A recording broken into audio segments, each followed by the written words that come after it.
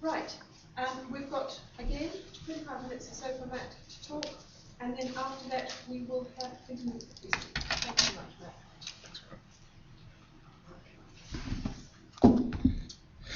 Okay, thank you very much, and thank you, Anne, for that presentation. I have to say that we teach qualitative data analysis courses, and whenever we get to the CACDAS part of our course, we always just refer them to Surrey and say they're the experts. They're the ones you should ask about CACDAS. Today I'm going to talk about framework, and what I'm going to try and do is kind of give some context about data analysis and data management more generally, and then talk about framework as an approach to data management and framework as CACDAS, and then finish up, if I have time, talk a bit about what you might want to do with your managed data and where you might take it to give a kind of idea of the difference between data management and interpretation. So I wanted to start just by talking about the analytical process, because it's important to understand in terms of what framework is and what it does. And essentially we would argue that analysis potentially at least is a two-stage process. So you can either you have a data management stage and an interpretation stage, and there are two ways of going about that process. One is to do the two things together at the same time. Essentially, you do your data management and you do your interpretation at the same time as each other, and there isn't really a distinction. So you're moving data around and you're interpreting it, and those two things are going on at the same time. The second kind of approach is to say that we're going to have two distinct stages. One of data management, where we focus on making order out of the data, but not focusing on interpreting it, and then doing a separate interpretive stage. So at NatSen, we follow the second approach, and the framework is all about really facilitating that second approach of doing a data management stage and then doing an interpretation stage. So framework, it's quite often talked about in a similar way, I suppose, to CACDAS as a qualitative data analysis software. CACDAS is, framework is quite often talked about as an approach to analysis, framework analysis. But I think we would really argue that it's not an approach to analysis, it's a data management tool, although it's embedded and involves a number of assumptions about analysis and interpretation.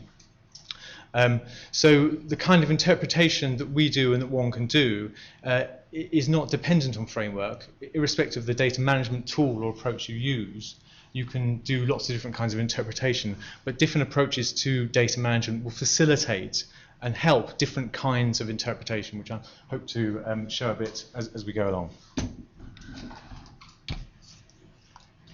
So in terms of what one's trying to do when you do data management, I think there are kind of primary objectives and secondary objectives.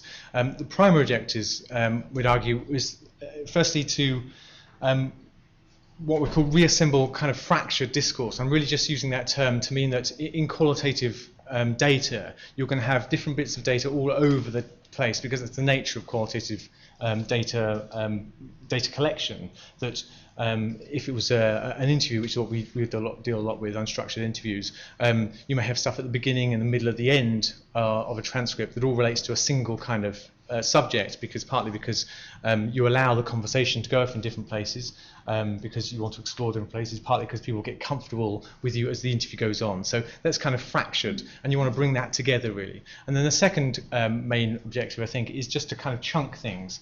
So data analysis, as we'd see it, and the process and data management has a lot to do with kind of one's cognitive abilities and how you engage with a large amount of data. And one of the ways you do that is by chunking it down into smaller pieces to handle it better.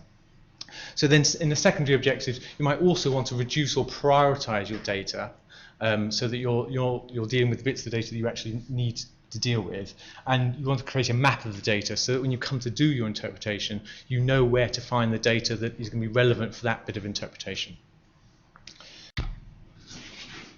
So just to kind of give some context about the different ways you can go about managing your data, essentially there are a number of ways in which you can cut it up. And the traditional way, with the sort of, the kind of old-fashioned, old-school cut up a transcript, you're cutting it, essentially, you're taking different bits from different transcripts or different parts of text, and you're putting them all together in a pile. So you're going kind of across cases. The other main approach you can go is within a case. Instead of cutting up bits of transcripts and putting different pieces of transcripts, different people's transcripts together, you stay within a single case or a single transcript, and you kind of manage the data within that. You can do that either manually or with Cactus software, and we wouldn't say we produce now a Cactus version of framework, but we wouldn't say that it's necessary. It really depends on your particular research study, the kind of data you have. If you have a sign language data or video data, obviously that is different from the textual-based data. And then what I've called about objectives and your sort of meta questions, which is kind of the underlying types of questions you're going to be asking. And I'll illustrate that in a second. So the first kind of approach to data management you might take is a theme-based approach, which is that cutting up and pasting or cutting up transcripts and putting them in a pile together, essentially. You might use that physical kind of cutting up, or you might use a Cactus package, which is essentially what most of those packages do. They cut up bits of data from different transcripts, put them in a pile. And to kind of illustrate it, might look something like this. So you have, this is just meant to illustrate piles of data. So each one of these kind of bits of paper with a quote on is a bit from a transcript, and then you have lots of people's bits of transcripts together. You have different themes that you put the data together. So you have a crime theme, a contact with criminal justice system theme, and an impact theme. What you're interested in kind of using this kind of data management tool is you're interested in the particular themes. You're not so interested in trying to follow an individual across the themes. So it's not a system designed to say, okay, I've got Joe here, and I want to find what Joe says about crime and what he says about contact, about the criminal justice system and then impact. You're not trying to follow that through particularly. You're focused on what's the theme about crime, what's the theme about contact with the criminal justice system. And so your kind of meta questions here might be very thematic ones, or an ethnographic one where it's not about how individuals differ within a system, it's about kind of the overall views of particular themes. That being the meta question. The next kind of approach is this case-based approach where you're trying to sort the data and manage data within a particular case. So you might be looking at a chronology of a particular case. You might want to map how things have changed over time or particular kind of themes. And you might be annotating transcripts or mapping the connections or the file cards, which is the illustration here. So here you've got different file cards for different cases, and you've managed the data within the individual case. So for Jim, we've managed the data. We've got theft, and we've got contact with police, what basically he said about that, what he said about contact with police, what he said about the impact of the theft. And you've got a different card for Jim, Bob, and Wendy. And what you're trying to do, what you're not trying to do here is particularly look at themes across the cases. So Bob might have a different set of themes. You're not trying to find what did Jim say about theft, and then what did Bob say about theft. That's not kind of the essential thing of what you're trying to do. You're trying to look at within the case. And you can sort of flick through your cards, but it's not designed to do that. And so the sort of meta questions you might be asking are kind of case study questions. So if you were if your end kind of goal was to create a series of case studies that you're going to write up in chapter 1, case study on Jim, chapter 2, case study on Bob, this is the kind of system that would be very useful for that. You're not trying to really look between those cases. So the third sort of overarching way in which you can manage your data is to try and combine those two approaches, to run a case and a theme-based approach. And the way in which you actually kind of go about doing that is creating a grid or a matrix of some kind and then transferring the data to that. So here's a very simple kind of matrix where we have Jim, Bob, and Wendy again. We have theft as a column, as a theme, then contact with police, and then impact, and then we've got Jim's material in there, and then Bob's. And so this kind of facilitates what you're able to do is you're able to look down a theme, you're able to compare what Jim, Bob, and Wendy all said about theft, but you're also able to look across a theme and see what did Jim say about theft, contact with police, and impact. And it's sort of visually there, it's visually accessible. The key thing here is if you're going to use this kind of matrix system, what you need to do is choose themes that facilitate your whole data set. So there's no point in choosing very specific themes that then have lots of empty cells, because that's not really managing your data, that's just a disparate kind of sense of putting things in a matrix. The idea is that these things are somehow and that broad enough, and you familiarise yourself enough to be able to have a theme that kind of incorporates a lot of the data across the case, across the data set. And so the kind of questions you might be asking here are ones where you want to ask both about individual stories and about themes across the data, and you might also want to be able to compare cases to each other. And the kind of work we do at the National Centre, which is a lot of analysis and research and evaluation, which is looking at how systems work and how individuals varies in system, how people's outcomes vary within systems. This is the kind of approach that we use because those are the kind of meta questions that we're really interested in answering. Does that all seem clear so far? To read with me? Excellent. Okay, so framework. So framework was developed by Jane Ritchie and Liz Spencer in the 80s when they were at the National Centre for Social Research.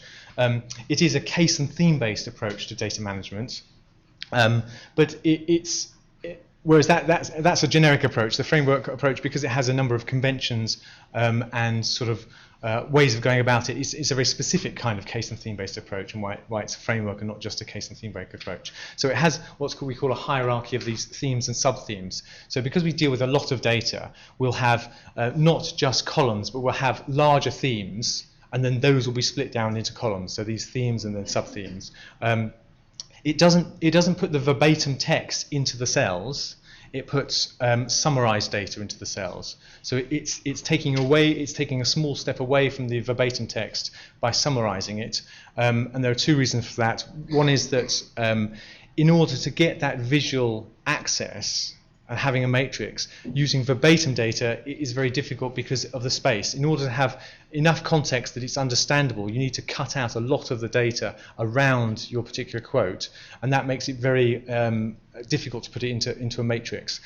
The other point is that the process of data analysis we see as moving away from verbatim text to a conceptualized categorization, and it starts that process. So it's not seen as a negative thing, it's seen as starting that process of moving away, but doing it in a very step-by-step way, in a very way that you can sort of audit your way through it. So it retains it summarizes and synthesizes the data, but it always retains a link to the original data. And in the original paper-based and Excel versions that I'll talk about in a sec, that was through page numbers. That the summaries would always have a page number so that you could tell where the summary came from. In the Cactus version, it's hyperlinked. So where are we next? So these are some of the guidelines for entering the data. That you summarize the material. But even though you're summarizing, you still try and retain the language. So the example we often give on the course from a particular transcript is somebody said that they worked with people. I can't remember now, people with mental health issues. And if they use the term mental health issues, that's what you would use. If they used the term people with learning difficulties, that's the term you use. So you retain that language because that's still important, even though you're summarizing.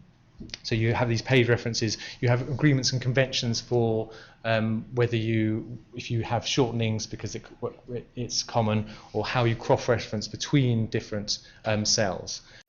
Does this work? Here we are. So this is a theme, an overarching theme, and then the columns are the sub-themes. So the overarching theme is employment, and then the sub-themes are change in employment situation, impact of caring roles on changes. Anyway, those are the sub-themes, and then the cases are along the row. So this is a particular case, this is S4717.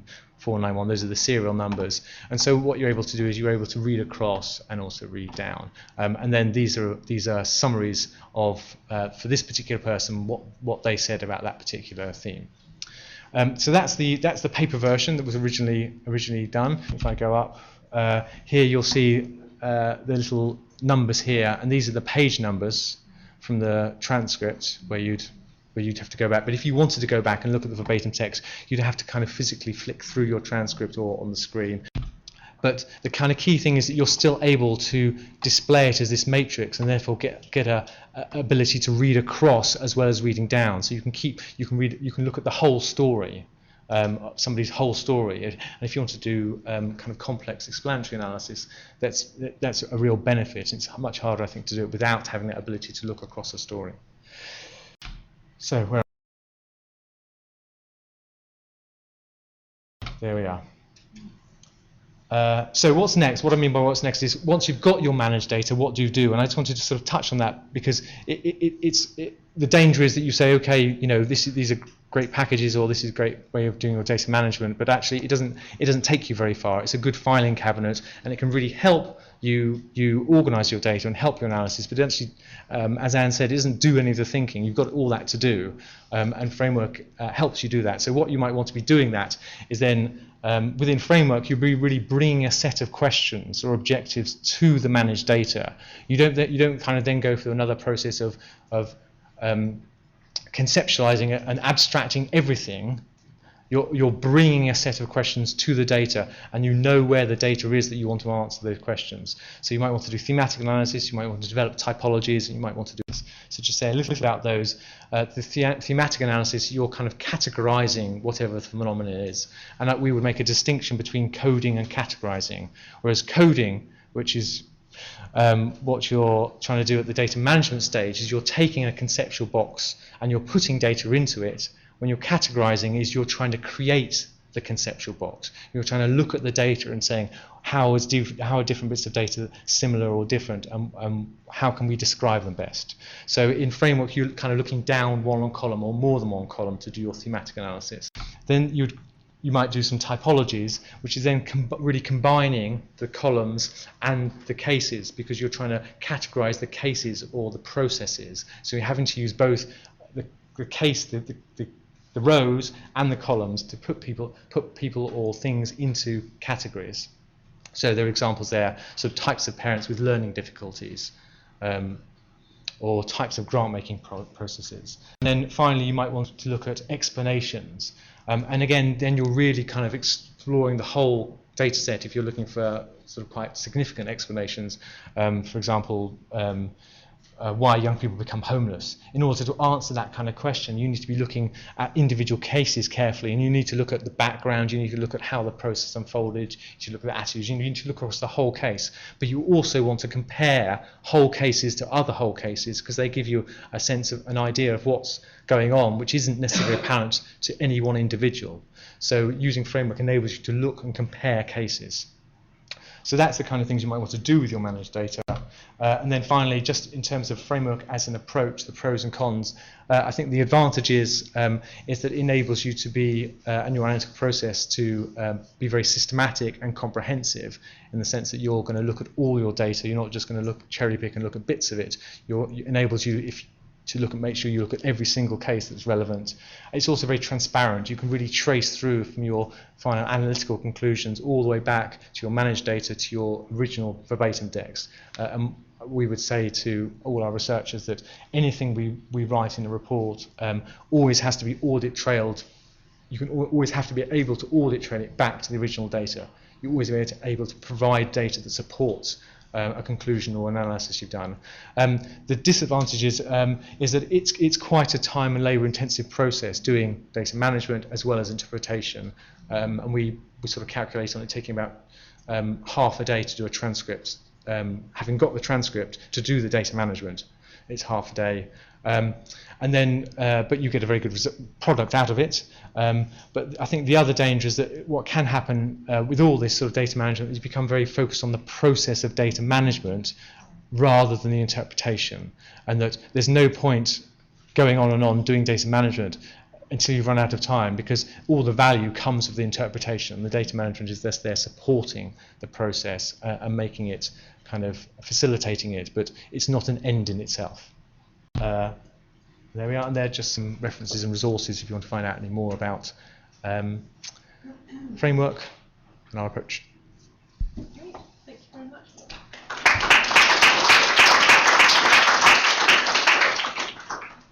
Great, so if you want to sit down, and again, if we should leave the room as well. I need to get ready for them to end the presentation. Sorry, I need to take them down to when the presentation stops recording. Okay, because people might want to. If we give everyone a couple of minutes to write them down. If we give a couple of minutes, okay, that's right. And now we've got time for some questions to Matt, or some comments on what he's done. If you can have some experience that's perhaps relevant to the kinds of things he's been doing about. Yes. I think it's really interesting to do two presentations side by side because one of the problems I have with sort of in vivo and things is I feel like the data is in some way invisible and I can't really get hold of it. And although I haven't actually used, I've done some training on it, but whereas this appeals to me because it's visual and I can look at it and see the patterns. But then what you were saying about the balance between data management and interpretive side of it, how do you then is there some sort of link into the type of interpretive frameworks of like the cactus stuff that you can use alongside that, or are they completely separate things? You just really need to use one system or another, or can you use both? I think essentially it's one system or the other. I mean, we have a software, and but you can also do the approach in Excel. And I do know people who've done their original data management using in vivo and then imported it into a Excel spreadsheet in order to have that visual